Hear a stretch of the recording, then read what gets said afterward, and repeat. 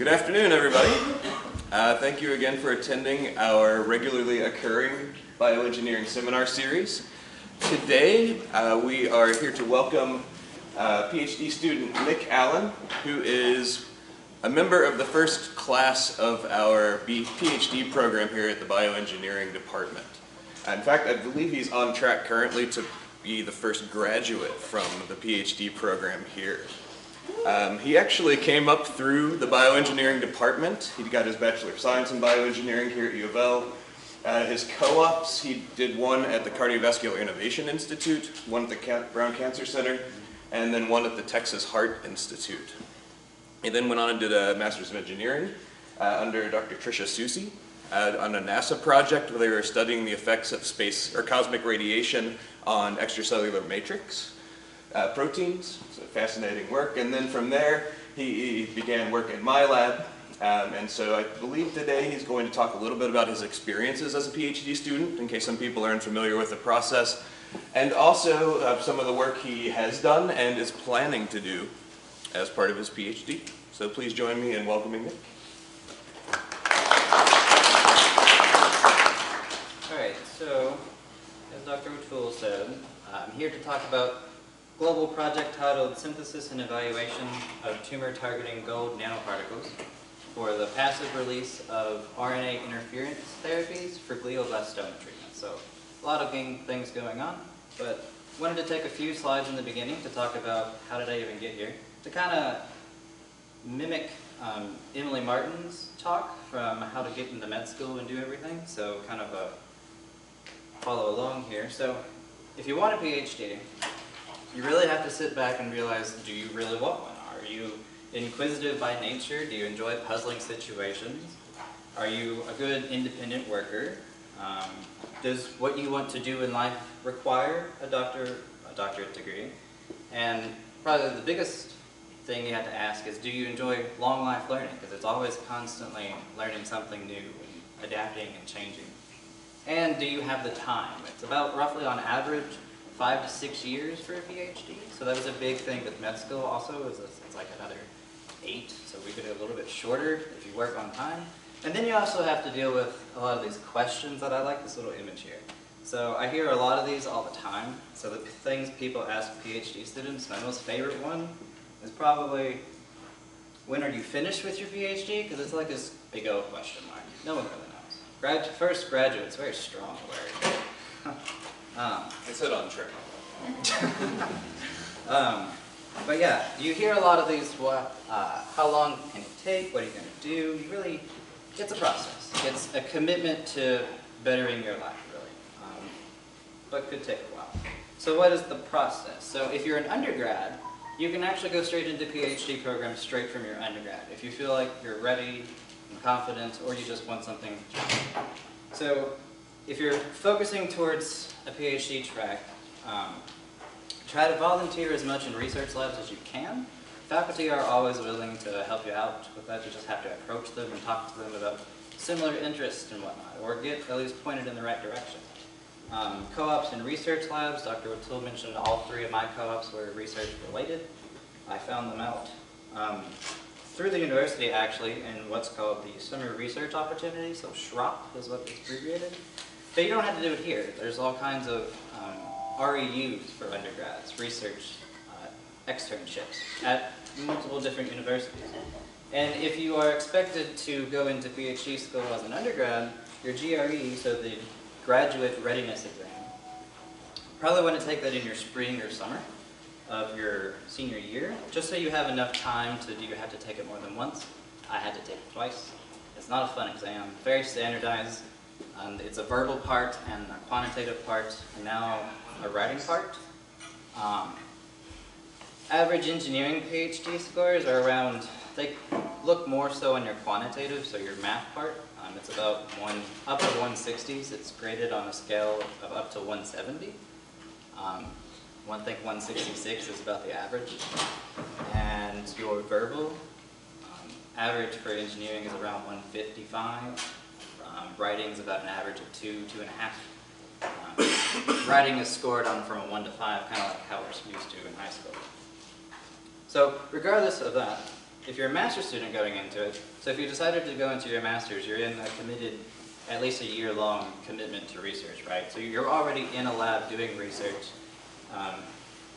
Your goal there is to really try to work towards posters, talks, and publications if you have the time and the means to do so.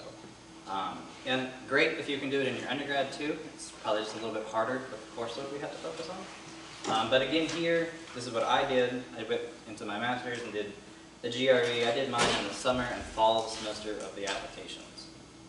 So when do you apply?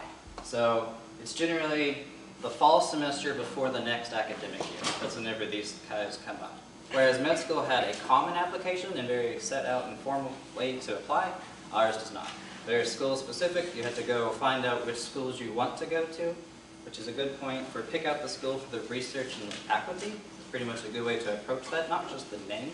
The name definitely can carry some weights, but you need to make sure you're going to be happy doing what you're doing for the next 5 to 20 years of your life. Yeah, and it can be quite expensive, so just keep that in mind. And you have to always have a personal statement for each different type of application, just describing how you became interested in what you're about to go do. That can actually vary between school to school also. I think I had to write about 4 different versions of mine, but get started early on and you'll be just fine. And then, whenever you actually apply, you start getting interviews and whatnot. So sometimes it'll be, I had a mix of on-site interviews, phone interviews, and video interviews. So it could be, we're in the 21st century now, so we can get anywhere really. Basically, whichever department faculty member approaches you, it could be anything really. In one of my schools, it was just a pool of students and faculty members just plucked out and sent emails out and set up a menu. You got contacted by the actual faculty member. Could be anyone. But whatever lab contacts you or faculty member contacts you, go out and research them. Make sure you know what they've done in the past few years. Find out what their students do. Contact their students if you can. If you're at conferences, go hunt them down. Ask how lab life is. Also research the cities and regions of interest for these PhD programs, because again, you're going to be living wherever you're going to be living for the next 5, 6, 7 years. You got to make sure that you like to live where you work, right? And as with most every interview, you just have to prepare to sell yourself. Be able to tell them why you are the good person to do the research that they want to do. So whenever you get in, most programs, like I said, are about 5 years, and that's kind of where this is based off of. Broadly speaking, outside, or for UofL's program, and I'll kind of make the connections to other places. So in the first year, it's kind of figuring out where you are. If your lab contacts you, then you've already found out where you're at, so that's good. You just get up and go. Start doing research, start doing classes.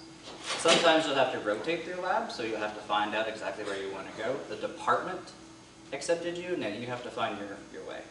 I kind of had to search around a little bit.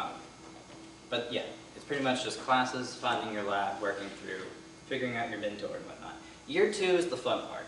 It's where you're established in your lab, you started a little bit of research, you start to pick out what's called specialization courses for what you're going to actually focus on in your research. And then you got these wonderful exams, the qualifying exam, which is a written and oral exam. Simply put, everything you've ever learned for the qualifying exam. For this one at UofL, it was just a day, 8 hours. Some places are a little bit different, the format, but it just covers your core classes and your specialization courses, or concentration credits. I forget exactly the details. But then you have an oral presentation that's a science article critique, not just a review, but being able to show that your department that you can take a piece of scientific literature and break it down and figure out, does it hold up to scientific merit? And then teaching practicums where you actually get to start working with professors and learning how to operate in the classroom.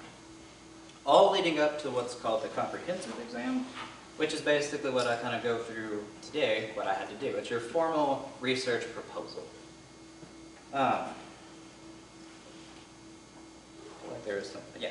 And then, so for year 3 and beyond, it's pretty much just, once you've went past the proposal, you've established your committee, it's just research.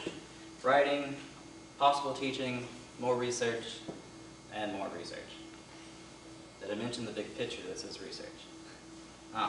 It's pretty much your life past year 3. So I just started year 3, and so that's pretty much everything. So what is a proposal? So, I mean, it's pretty simple. It's an outline of your proposed project, right? So it defines a clear hypothesis. It presents an original and significant Ph.D. project established by you and your mentor or mentors. You can have more than one. Explains what you're adding to existing literature, and then also sells yourself as the person as why you can do what you're proposing to do. You typically will present it to an official dissertation committee. Mine is 6 people from the university, a few downtown, a few on campus. At least here it's 5. At least.